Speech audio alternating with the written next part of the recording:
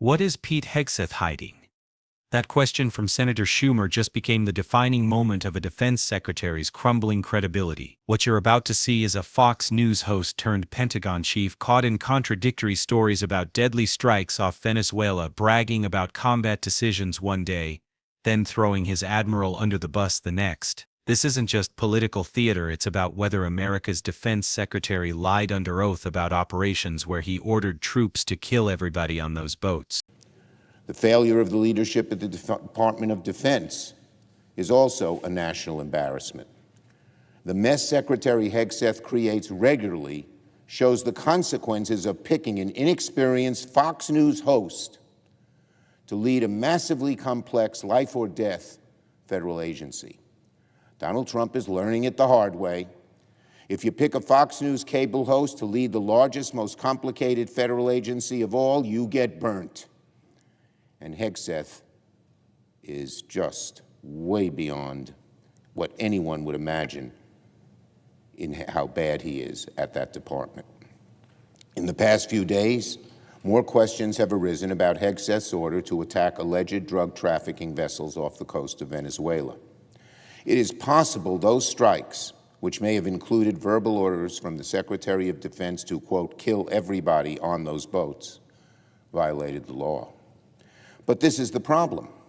The American people still don't know exactly what happened because Pete Hegseth refuses to tell the truth. Months ago, right after the strikes, Hegseth went on Fox News and bragged. He was present at every moment of the operation. He said on Fox News that he, quote, watched it live. He said the same to us in person. But then last night he tweeted that his admiral was actually the one who made all the combat decisions. This is so spineless. Pete Hegseth won't hesitate for a moment to talk a big game and take credit if he thinks it makes him look good. But the minute trouble arises, suddenly Hegseth says someone else was making the decision. Now let's be very clear about something. There's a very easy way for the American people to get the truth. Pete Hegseth should release the full tapes of the September 2nd attack, both the first and second strike. Not a clip, not some edited or redacted snippet. The full unedited tapes of each strike must be released so the American people can see what happened with their own eyes. Now, Pete Hegseth says he did nothing wrong, so prove it. If it's true, he should have nothing to fear from the truth. But if he refuses to release the tapes, if he stonewalls, if he keeps hiding the facts, then the question becomes unavoidable. What is Pete Hegseth hiding? What does Pete Hegseth not want the American people to see? Is it that his story doesn't add up? We don't know, because Pete Hegseth is right now hiding the truth. And sadly, that has become a theme with this administration. When facts are inconvenienced, they cover up. So Secretary Hegseth, release the tapes. I also want to commend my Senate colleagues, including the chairman and ranking member of the Armed Services Committee, Senators Wicker and Reed, for working together in good faith in a bipartisan way to conduct oversight of these boat strikes. I support those efforts wholeheartedly. One of the first things we need is a classified briefing from the DoD, the Department of Defense, about exactly what happened during these operations. And let me be clear, Secretary Hegseth must be part of those briefings. We need documentation, and we need the tapes, but we should go one step further. Secretary Hegseth should testify publicly before the committee under oath so that the American people can hear the facts. The truth should not be kept behind closed doors. The fresh air of public scrutiny should be let in. The public has a right to know. That's why Pete Hegseth must testify publicly, and most importantly, why he must release the full tape of the attacks. What Senator Schumer exposed in that hearing wasn't just political theater, it was a masterclass in how institutional accountability works when someone in power refuses to tell the truth. Schumer's methodical questioning revealed three critical failures that go far beyond partisan politics: a defense secretary who can't keep his story straight, a pattern of evading responsibility, and a dangerous precedent for military operations conducted without transparency. Let's start with a contradiction that's impossible to ignore. Hegseth went on Fox News immediately after the Venezuela strikes and bragged about his personal involvement.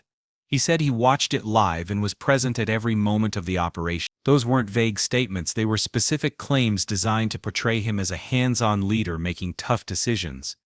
But the moment questions arose about whether those strikes violated international law, suddenly his story changed. Now it was his admiral making all the combat decisions while Hegseth was apparently just an observer.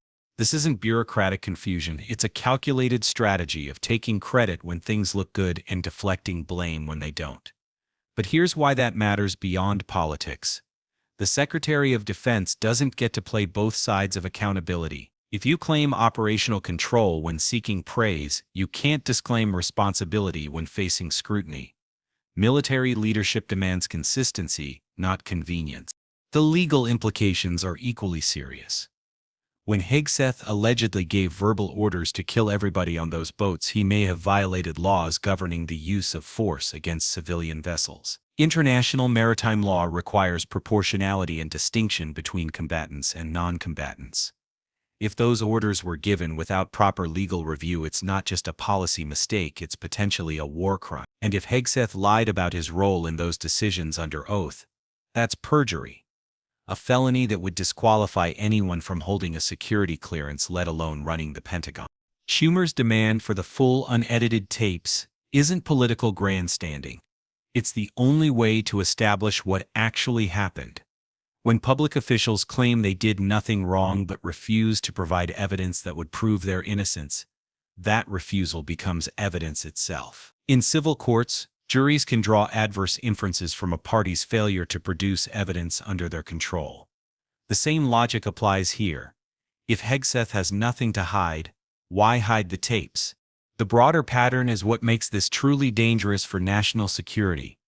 We're seeing a defense secretary who treats Fox News as his primary accountability mechanism, not Congress or the American people. He'll go on cable television to brag about operations but won't provide sworn testimony about the same events to the legislators who oversee his department.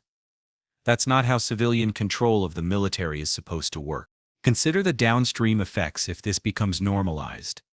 Career military officers watch their civilian leadership take credit for successes and blame subordinates for failures. That creates a culture where honest reporting up the chain of command becomes dangerous because today's truth might become tomorrow's liability when political winds shift.